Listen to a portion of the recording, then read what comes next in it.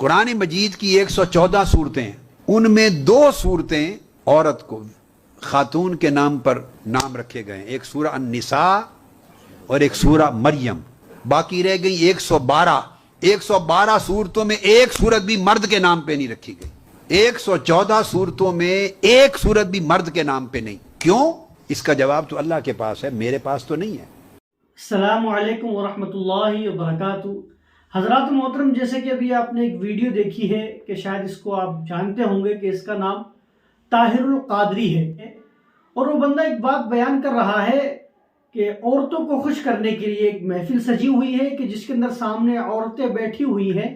ان عورتوں کو خوش کرنے کے لیے جناب ایک بات بتاتے ہوئے نظر آتے ہیں، اور وہ یہ کہتے ہوئے نظر آتے ہیں کہ جناب والا پورے قرآن کے اندر 114 صورتیں ہیں، اور ان 114 صورتوں کے اندر اللہ تبارک و تعالیٰ نے صرف 2 عورتوں کے نام پر صورت اتاری ہے، باقی 112 صورتوں کے اندر کوئی بھی ایک صورت مردوں کے نام پر نہیں ہے.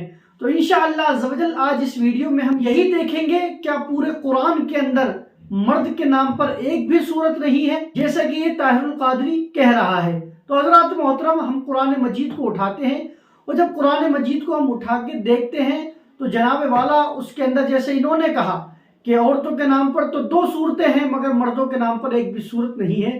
تو حضرات محترم، میں ان کے علم کے اندر ایک اضافہ کر دیتا ہوں. اب بہت سے لوگ کہیں گے کہ جناب والا یہ تو بہت بڑے عالم ہیں کہ جنہوں نے قرآن کا ترجمہ لکھا ہے. تو میں ان سے کہوں گا کہ جس نے قرآن کا ترجمہ لکھا ہے اسے یہی پتہ نہیں ہے کہ مردوں کے نام سے قرآن کے اندر صورتیں نازل ہوئی ہیں، اور جب ہوئی ہیں تو پھر انہیں معلوم کیسے نہیں ہے، اور معلوم اگر ہے تو پھر ان عورتوں کے سامنے یہ جو بات بتا رہے ہیں یہ جھوٹ بتا رہے ہیں، اور اگر یہ جھوٹ بول رہے ہیں تو پھر لوگ ان کو اپنا پیشوا مانتے ہوئے نظر آتے ہیں. تو وہ پیشوا کیسا؟ جو لوگوں کے سامنے جھوٹ بولے، جو عورتوں کو خوش کرنے کے لیے جھوٹ بولے. کیونکہ ظاہر بات یہی ہے جناب والا، یہ عورتوں کو خوش کرنے کے لیے یہ بات کہہ رہے ہیں کیونکہ سامنے عورتیں بیٹھی ہوئی ہیں. میں یہ سمجھتا ہوں کہ جو انسان ناظرہ پڑھنے والا ہوگا، جو دیکھ کر قرآن پڑھنے والا ہوگا، اس کی بھی نالج کے اندر یہ ہوگا کہ اللہ تبارک و تعالیٰ نے مردوں کے نام پر قرآن کے اندر صورتیں نازل کی ہے.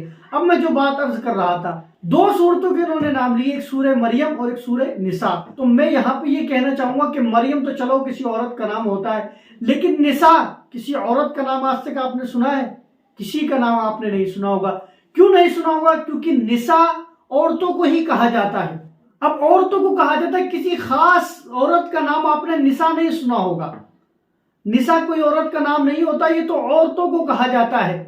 تو حضرات محترم، یہ بھی عورت کا کوئی نام نہیں ہے خاص.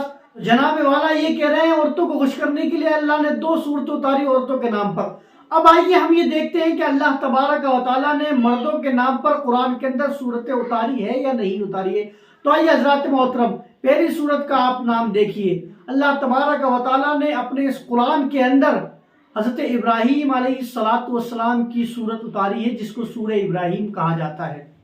اللہ تبارک و تعالیٰ نے حضرت یوسف علیہ السلام کی صورت اس قرآن کے اندر اتاری ہے. اللہ تبارک و تعالیٰ نے حضرت یونس علیہ السلام کے نام کی صورت اس قرآن کے اندر اتاری ہے. اللہ تبارک و تعالیٰ نے حضرت ہود علیہ السلام کی صورت اس قرآن کے اندر اتاری ہے، جس کو سورہ ہود کہا جاتا ہے. اللہ تبارک و تعالیٰ نے اس قرآن کے اندر محمد نام کی صورت اتاری جو میرے آقا صلی اللہ علیہ وسلم کا نام ہے. اللہ تبارک و تعالیٰ نے اس قرآن کے اندر سورہ لقمان اتاری ہے جو کہ ایک مرد کا نام ہوتا ہے. اللہ تبارک و تعالیٰ نے اس قرآن کے اندر سورہ مزمل اتاری جو مرد کا نام ہوتا ہے. سورہ مدثر اتاری ہے جو مرد کا نام ہوتا ہے. یاسین اتاری ہے جو مرد کا نام ہوتا ہے.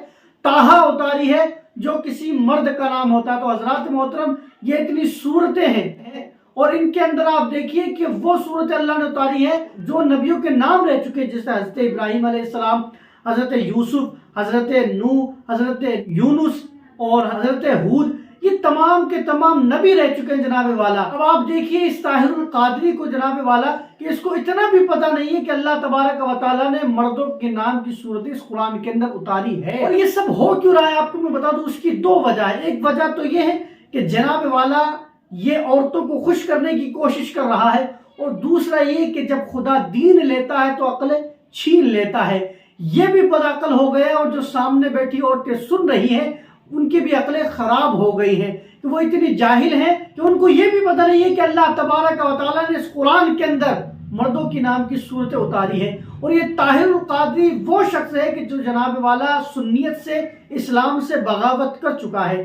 اس کے عقیدے اسلام کے خلاف ہے، اس کے عقیدے سنیت کے خلاف ہے. بظاہر دیکھیں گے آپ، پہلے کبھی زمانے کے اندر جب اس کے عقائد صحیح تھے تو اہل سنت والجماعت کے اندر یہ تھا، لیکن یہ اہل سنت والجماعت سے اس کو کب کا نکال دیا گیا ہے اور اس کے اوپر کفر کے بھی فتوے لگ چکے ہیں، کیونکہ اس نے ایسی حرکتیں کی ہیں، اس کے عقائد ایسے ہو چکے ہیں. انشاءاللہ عز و جل اس کے اوپر تو ہم ایک الگ ویڈیو بنائیں گے کہ اس نے کیا کیا کفریہ کام کیے ہیں کہ جس کی بنیاد پر یہ اسلام سے خارج ہو گیا ہے. کہنے کا مطلب یہی کہ یہ وہ شخص ہے کہ جس نے اسلام کا لباس پہنا ہوا ہے لیکن حقیقت کے اندر یہ مسلم نہ رہا. آپ دیکھیے کہ کتنا بڑا جھوٹ بول رہا ہے، اتنا بڑا جھوٹ کہ ابلیس بھی ایک بار شرما جائے اتنا بڑا جھوٹ بولنے جو یہ طاہر القادری بول رہا ہے.